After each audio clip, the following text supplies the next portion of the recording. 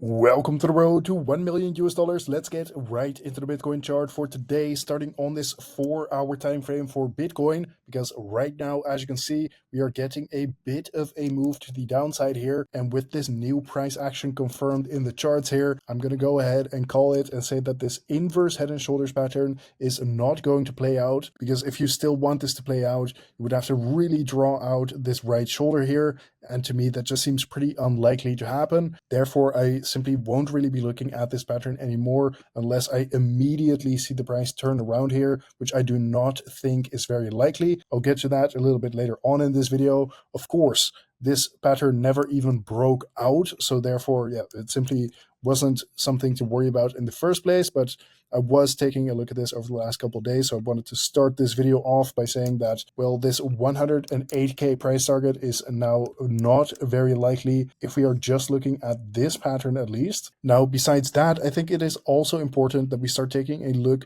at the volume here for Bitcoin, because what you may notice is that, for example, on the Binance exchange here, the volume is steadily declining here if we are looking at this 4-hour time frame. But even on the 1-day time frame, currently this is also slowly declining over time, which is noteworthy because, yeah, typically if you are seeing a big pump or something like that, you will see rising volume, similar to perhaps something you saw over here. If we're just looking at the volume, you can see that this is increasing as the price is also increasing. So before we start looking at another move to the upside here, we need to see this volume come back into the market. People get excited for Bitcoin again, and then we will see that rise in volume as well as a rise in the prices again. Now, of course, currently we are inside a weekend, and typically we simply see less volume in the weekends. So therefore, I do think more likely, if we are going to see that volume come in at all, it is going to be in the next week of trading here. Do I think that we are in some kind of like downtrend now or something like that? Well, all we have to do is simply look at the charts objectively, and considering that this is an ascending channel pattern, it means that the price is ascending, it means that it is rising. So therefore, no, this is not a downtrend. We could take a look at something like the 1-hour time frame. I mean, at this point, we are talking about the immediate short term here and say like, okay, this is in a bit of a downtrend. But yeah, guys, to be honest, we are talking about very, very low time frames here. I mean, we could even look at a shorter amount of time, but even then you can see we have a low here, we have a higher low above that. So for now, this is simply an uptrend. But at the same time, if we now start undercutting these lows, then I do think very likely we are looking at the very least, retesting this ascending line of support, which as of the time of recording is sitting at about 96.5K. So that's something to take into consideration. Inverse head and shoulders pattern that we looked at over the last couple of days. If this thing actually broke out and we saw all the hallmarks of a breakout, then I would have said, yes, this is probably a good risk to reward setup to long. But now that we invalidated that inverse head and shoulders pattern, I do not think that this is actually a good time to be longing Bitcoin here. Figure out if you are actually going to undercut these lows or not, and then you can start looking at long positions again.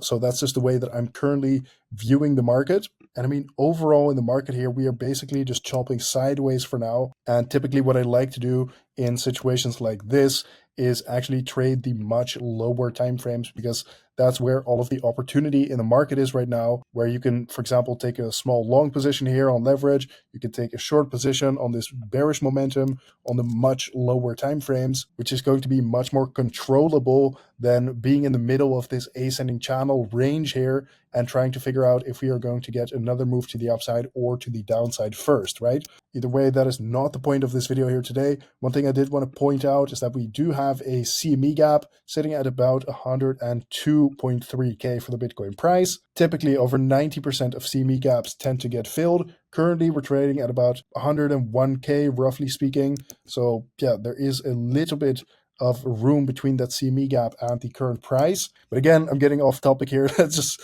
move on to the Bitcoin liquidation heat map. First of all, on the 3-day time frame, you can see that currently there's still some liquidity sitting at about 100.6k for the Bitcoin price, and the next biggest level of liquidity to the downside is sitting all the way at 99.2k. And if we don't see the price turn around at this 100.6k level, then yeah, basically the Bitcoin price is targeting this 99k level, so long as there are no reversal signals that show up in the charts. Although on this 3-day time frame, most of the liquidity is in fact to the upside, sitting at about 102.7k in the Bitcoin price. And in the case that you don't know, typically the Bitcoin price gets attracted to where there is the most liquidity on this chart. And right now that liquidity is to the upside on this 3-day time frame. But again, you can't just blindly open up a long position now. Do some analysis first, make sure that we are actually breaking this short-term downtrend that the Bitcoin price is in,